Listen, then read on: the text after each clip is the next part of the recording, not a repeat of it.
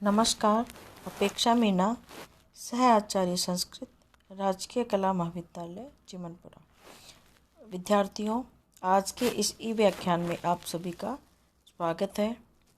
आज हम बीए तृतीय वर्ष के द्वितीय प्रश्न पत्र के अंतर्गत विदुर नीति का अध्ययन करना प्रारंभ करेंगे। इससे पूर्व के वीडियो में मैंने आपको श्लोक संख्या 40 तक पढ़ा दिया था। आज उसी क्रम को आगे बढ़ाते हुए हम 41वें श्लोक से प्रारंभ करते हैं। बच्चों देखो,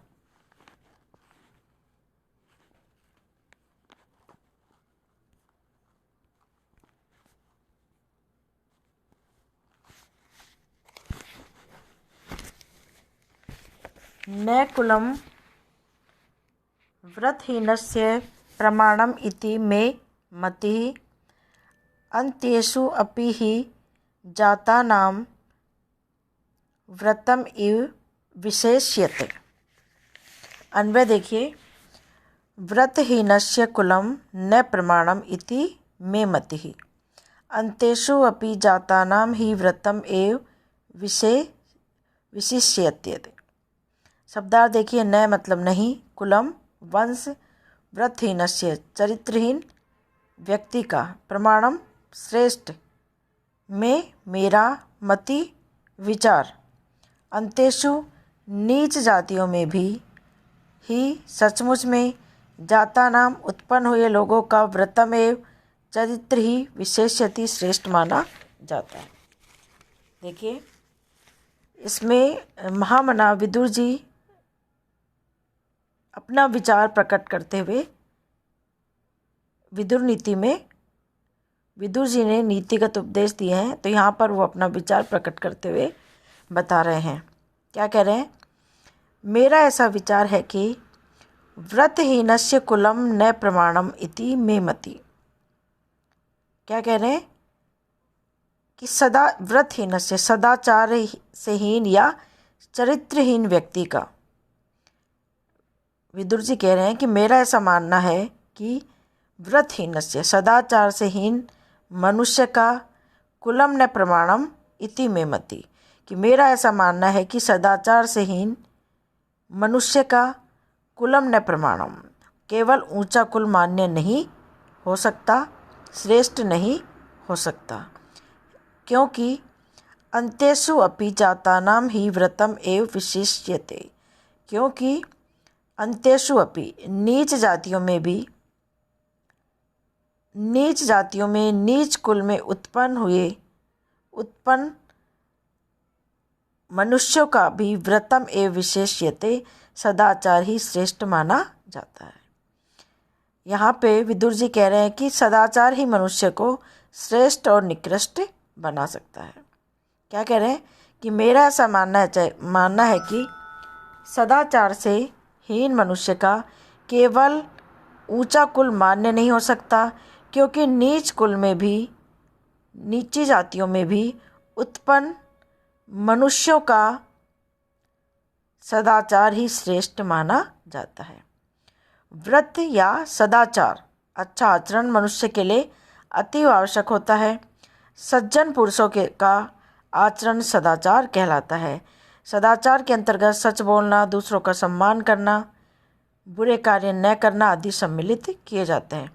इस प्रकार आचरण से ही मनुष्य धार्मिक, आचरण से ही मनुष्य शिष्ट, आचरण से ही मनुष्य विनीत, बुद्धिमान एवं उन्नति करने वाला बनता है, और सदाचरण से ही शरीर भी पुष्ट होता है। इसलिए हमारे यहाँ पे कहा गया है, आचार है परमो धर्म। सदाचारी लोगों का इस संसार में सर्वत्र आदर होता है। व्यक्ति को अपने व्रत की, सदाचार की रक्षा सदैव करनी चाहिए। धन आता और जाता रहता है, किंतु सदाचार से हीन ही वास्तव में पतित कहलाता है। अगला देखिए,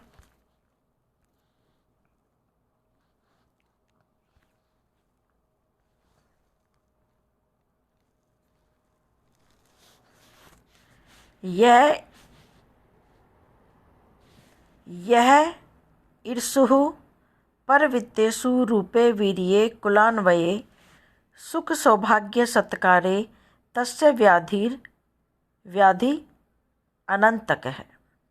अन्वय देखिए, यह परवित्तेषु रूपे वीर्ये कुलान्वये सुख सौभाग्यम सत्कारे च ईर्षुः तस्य व्याधिः अनंतक है। यहाँ पे विदुर जी बता रहे हैं कि ईर्ष्या या दूसरों के प्रति वैमनस्य का भाव कभी भी अच्छा नहीं होता है। अन्वय क्या है? यह परवित्तेषु रूपे वीर्ये कुलान्वये सुख सौभाग्य सत्कारे च ईर्षुः तस्य व्याधि अनंतक है।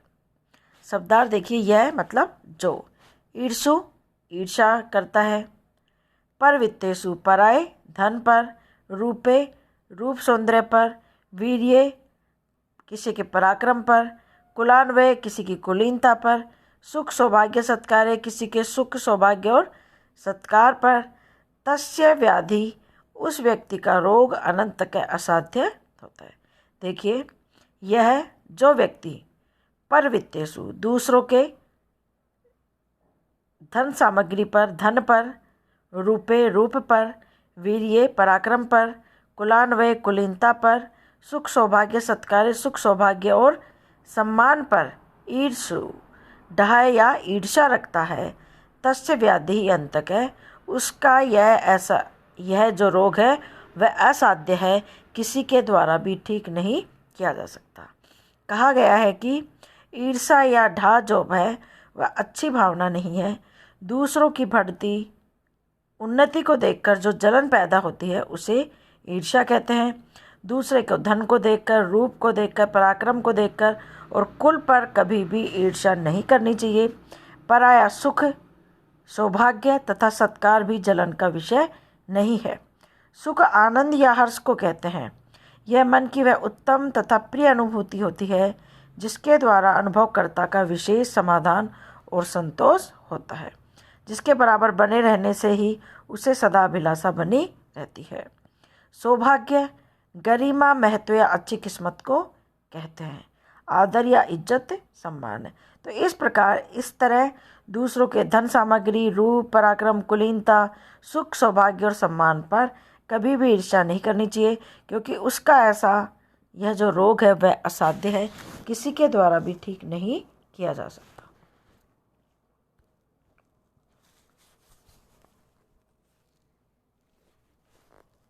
अगला, अकार्यकरणात् भीतः कार्याणां च विवर्जनात् अकाले मंत्रभेदाच्च येन माधेन तत् पिबेत।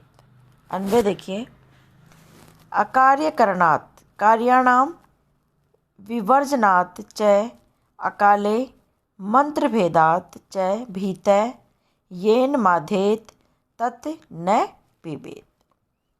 शब्दार्थ देखिए, अकार्यकरणात् अकार्य न करने योग्य कार्य, करणात् करने से, भीतः भयभीत व्यक्ति, कार्याणाम करने योग्य कार्यों को, च मतलब और, विवर्जनात्मक का अर्थ है छोड़ना, अकाले कार्य सिद्धि से पूर्व, मंत्र भेदात मंत्र के या रहस्य के खुल जाने से, येन का अर्थ है जिसके द्वारा, माधेत नशा चढ़े, न नहीं, तत् मतलब वह, पीबे मतलब पिए।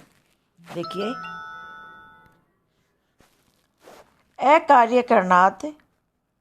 अकार्यकरणात् कार्याणाम विवर्जनात्, न करने योग्य काम करने से, और कार्याणाम विवर्जनात् और करने योग्य काम में,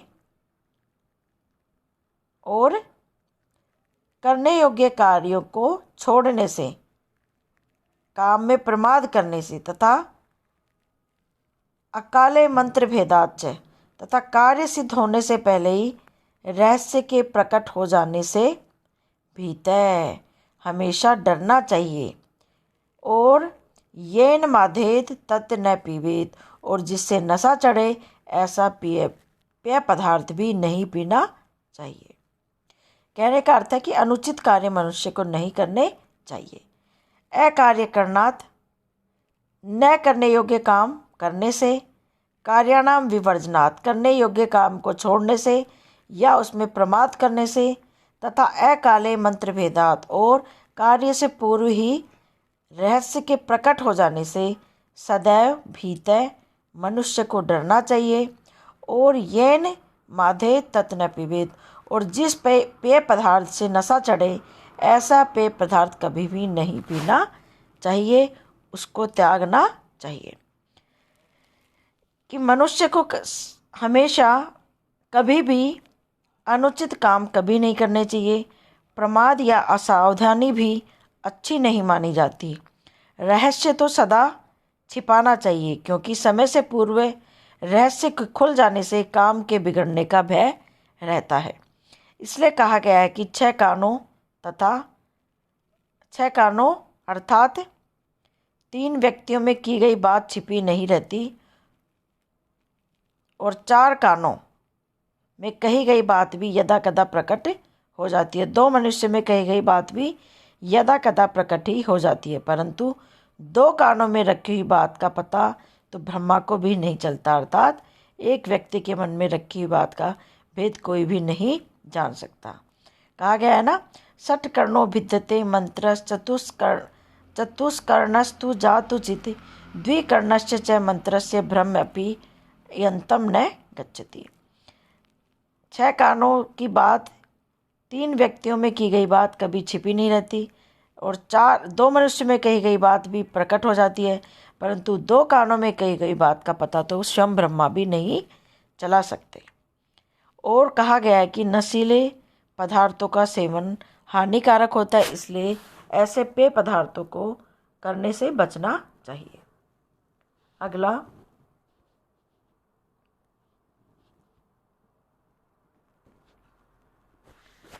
विद्या मदो धनम मदस्तृतीयो अभिजनो मदः मदा एते अवलिप्तानाम एत एव सताम तमः। अन्वय देखिए, विद्या मदः, धन मदः, अभिजन मदः, एते अवलिप्तानाम मदः एते सताम दमः एव। शब्दार्थ देखिए, विद्या मदः, इसका अर्थ होता है विद्या का मद। धन मदः, धन संपत्ति का मद। मद मतलब घमंड।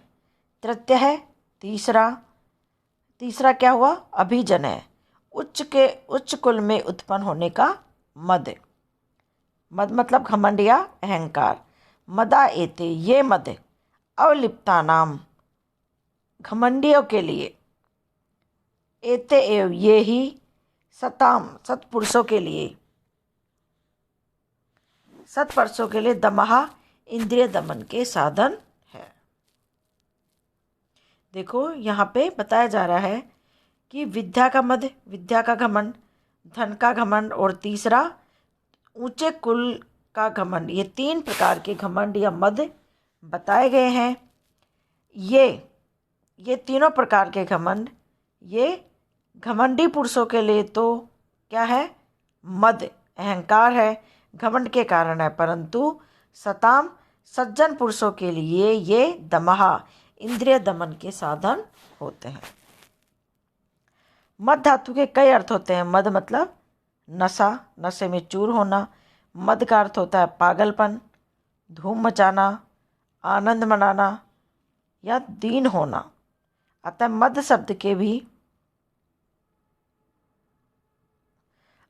शब्द के विक्षिप्तता, पागलपन, लंपटता, कामुकता, अनुराग, प्रेम, अहंकार,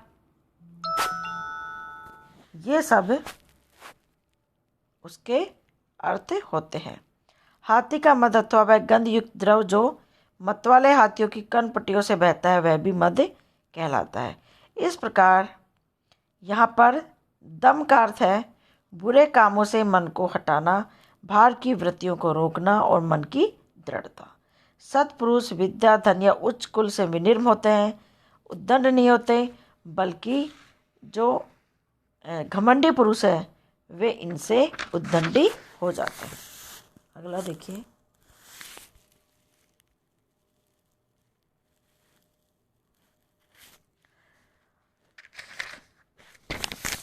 असंतो अभ्यस्थितः सद्भिः क्वचित् कार्ये कदाचनम् अन्यन्ते संत आत्मानम् असंतम अपि विश्रुतम्। दोबारा देखिए, असंतो अभ्यस्थितः सद्भिः क्वचित् कार्ये कदाचनम् मन्यन्ते संतम आत्मनः असंतम अपि विश्रुतम्। अन्वय देखिए, कदाचन क्वचित् कार्ये सद्भिः अभ्यर्थितः असन्तः आत्मानं विश्रुतम् असंतम अपि संतम मन्यते।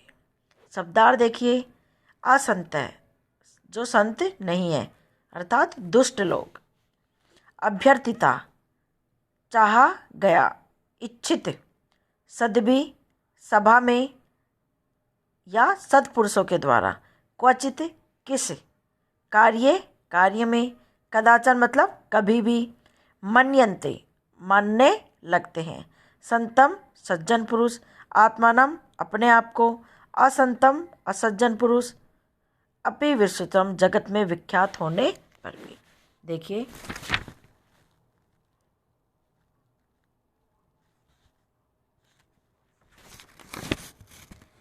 कदाचन क्वचित कार्ये सद्भि, कदाचन कभी, क्वचित किसी कार्य में, सद्भि सज्जनों के द्वारा, अभ्यर्थिता इच्छित प्रार्थित होने पर भी, असंतः दुष्ट लोग अपने को प्रसिद्ध दुष्ट जानते हुए भी सज्जन मानने लगते हैं। क्या कह रहे हैं?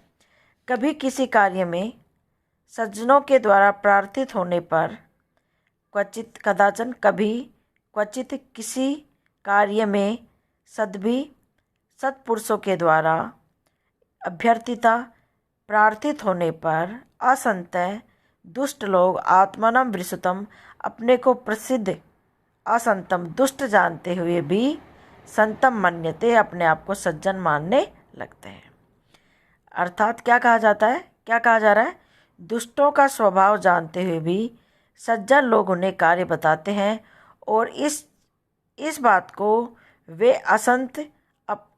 से वे असंत या दुष्ट व्यक्ति भी अपने को सज्जन मानने लग जाते हैं। तो बच्चों, आज इतना ही। अगले वीडियो में पुनः आपसे भेंट होगी। धन्यवाद।